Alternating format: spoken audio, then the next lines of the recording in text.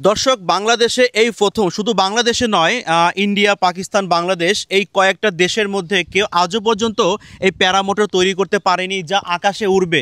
একবারে মনে করেন যে আকাশে যে মেঘ থাকে মেঘের উপরেও উড়ে যাবে। আমরা কিন্তু সেটাই আজকে দেখব। এখানে দেখতে পাচ্ছেন একটা মোটর আছে, পাখা আছে, A to Z সব আজকে দেখাবো আপনাদের মাঝে। আসসালামু আলাইকুম। ওয়ালাইকুম আসসালাম। কেমন আছেন আপনি? জি আলহামদুলিল্লাহ ভালো, আপনি কেমন আচ্ছা, আছেন? এই যে এইটা আদৌ পর্যন্ত কেউ তৈরি করতে পারেনি, আপনি ফার্স্ট তৈরি করলেন, এটা কোথা থেকে আপনি এটা শিখলেন? জি এটা আমি মূলত ইন্টারনেট থেকে দেখছি।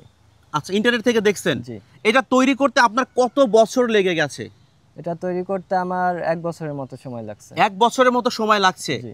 আচ্ছা আচ্ছা, দর্শক আপনারা রীতিমতো ভিডিওটুকু শেয়ার করে সবাইকে দেখার সুযোগ করে দেন, কারণ ভাই 1টা বছর কষ্ট করে করে এটা তৈরি করেছে যা আদৌ পর্যন্ত কেউ বাংলাদেশে তৈরি করতে পারেনি। বর্তমানে আপনার বয়স কত? জি আমার বয়স 19 বছর। 19 বছর? জি। 19 বছরে আসলে আপনার মাথার মধ্যে এটা কিভাবে আসলো?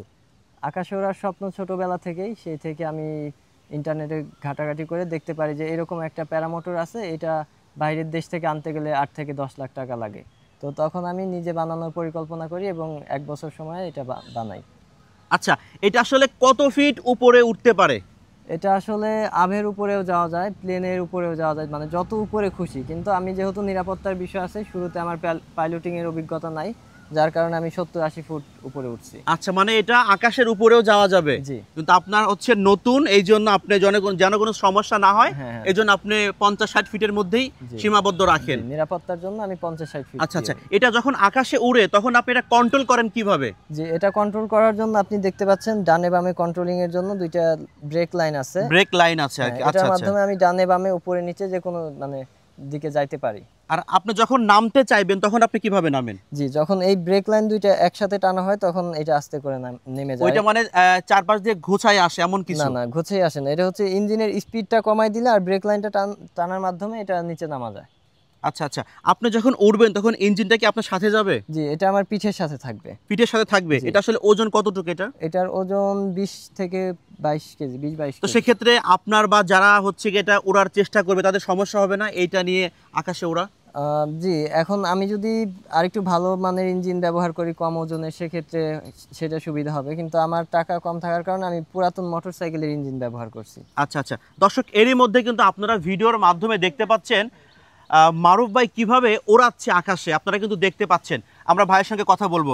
আসলে এইটা আপনি আসলে এখানে কি কি ইউজ করেছেন যদি একটু বলতেন? জি, এখানে আমি কার্বন ফাইবারের একটা প্রপেলার ব্যবহার করছি, যেটা চায়না থেকে আমদানি করা, বাংলাদেশে পাওয়া যায় না। আর আরেকটা হোন্ডা ইয়ামাহা RX-100 এর ইঞ্জিন ব্যবহার করছি। আচ্ছা, এটা হচ্ছে ইয়ামাহার ইঞ্জিন না? জি, ইয়ামাহা RX-100।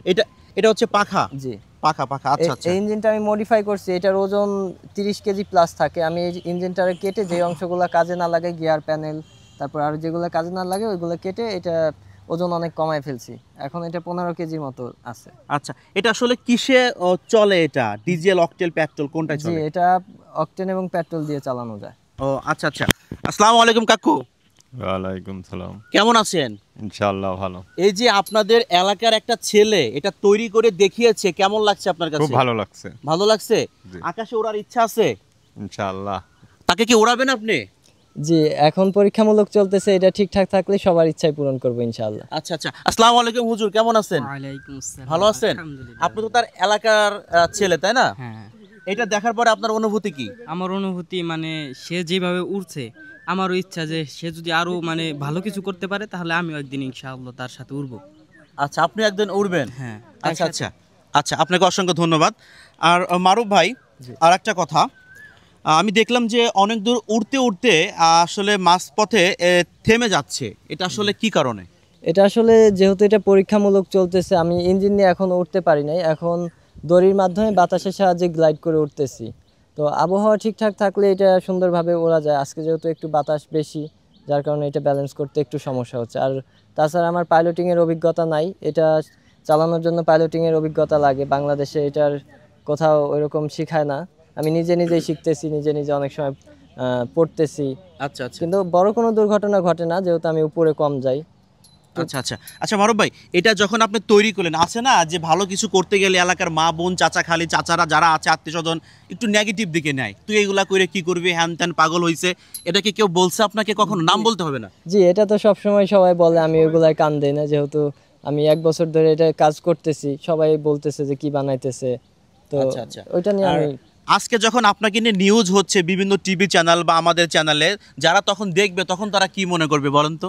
জি, তখন হয়তো তারা দেখে হয়তো আহ, কি মনে করবে আমি জানি না, কিন্তু তারা যাই মনে করুক না করুক আমার তাতে কিছু যায় আসে না। আমি একদম। আমার চেষ্টা অনুযায়ী আমি কাজ আপনার লক্ষ্যে আপনি জি জি আমি পৌঁছাবেন।